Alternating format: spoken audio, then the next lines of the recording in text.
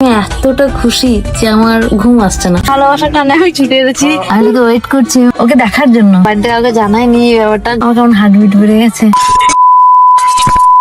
আজ কেন জানি না আমার সারা রাত ঘুম আসছে না। এখন বাজছে 2:25, দিন 2:25 না, রাত 2:25। আমি এতটা খুশি যে আমার ঘুম আসছে না। শুধু ভাবছি কখন সকাল হয়, সঙ্গে দেখা হবে। ব্যাপারটা হচ্ছে আমি কখনো ভাবিনি আমার জীবনেও এরকম একটা দিন আসবে। হঠাৎ করেই ঠিক হলো যে কাল আমি ওর সঙ্গে দেখা করতে যাব। আর শুধু দেখাই না, ওকে আমার সঙ্গে আমার বাড়িতেও নিয়ে আসবো। যাই হোক, এখন ঘড়ির কাঁটাইতে 4:30 বেজে গেছে। যেহেতু সেহরি করার সময় অনেক আগেই হয়ে গেছে, তাই দাদি আব্বু সবাই সেহরি করছে, আর আমি শুধু বাইরে বেরিয়ে বেরিয়ে দেখছি যে কখন সকাল হয়।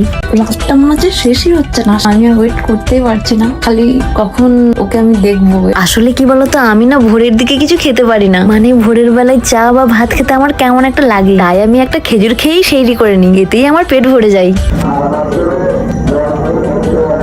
মসজিদে ডাকছিল সেহরি খাওয়ার আর মাত্র 10 মিনিট সময় আছে। সেহরি করে চলে এসেছি, মসজিদে হাঁটছে আর মাত্র 10 মিনিট সময় আছে। অবশ্য আমাদের সব খাওয়া দাওয়া হয়ে গেছে। তারপর ফজরের নামাজ পড়ে আমি শুধু অপেক্ষা করছিলাম কখন সকাল হবে, কখন সকাল হবে। তারপর অনেক অপেক্ষা করার পর ফাইনালি সকাল হয়ে যায়।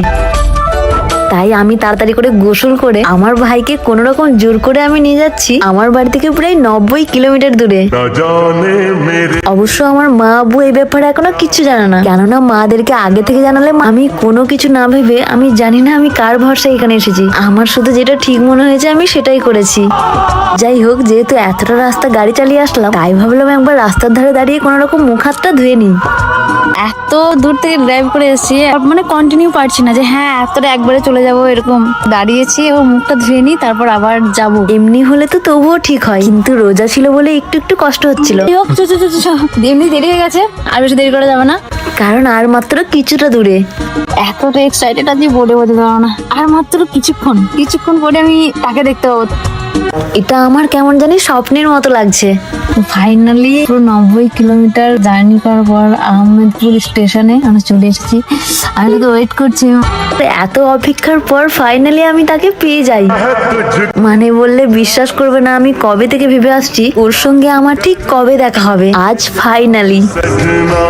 আশা করছি তোমরা আমার কথার কোনো মাথা মুন্ড পাচ্ছ না। ব্যাপারটা হলো এই যে ইনি হলেন আমাদের নতুন বাড়ির সদস্য। এবার বাড়িতে কাউকে কিছু না জানিয়ে ওকে এইভাবে অ্যাডপ্ট করার কারণ হলো ওকে দেখার মতো কেউ নেই। আসলে ও তো কানে শুনতে পায় না, মানে ওর কানে হয়তো কিছু একটা সমস্যা হয়েছে, যার কারণে ও ঠিক মতো শুনতে পায় না বলে কিছু বুঝতেও পারে না। তাই ওকে সেরকম কেউ অ্যাডপ্ট করতে চাইছিল না আর কি। কিন্তু যখন আমি শুনলাম যে ও কানে শুনতে পায় না, তখন আমি আর কোনো কিছু না ভেবে, এমনকি বাড়িতে কাউকে কিছু না জানিয়ে এত দূর একটা অচেনা অজানা জায়গায় ওর জন্য চলে এসেছি, কারণ আমি চাই না ওর কোনো ক্ষতি হোক। সরি মা, আমি জানি তুমি আমার এই ব্লগটা দেখছো। বিশ্বাস করো, আমার কাছে কোনো উপায় ছিল না। আমি মানছি যে আমাদের বাড়িতে এরকম একটা সদস্য আছে, আর এটাও জানি যে একটাকে মানুষ করতেই ওর পিছনে অনেক ছুটতে হয়। তার উপরে আমি আবারও একটা না বলে তোমার কাছে নিয়ে আসছি।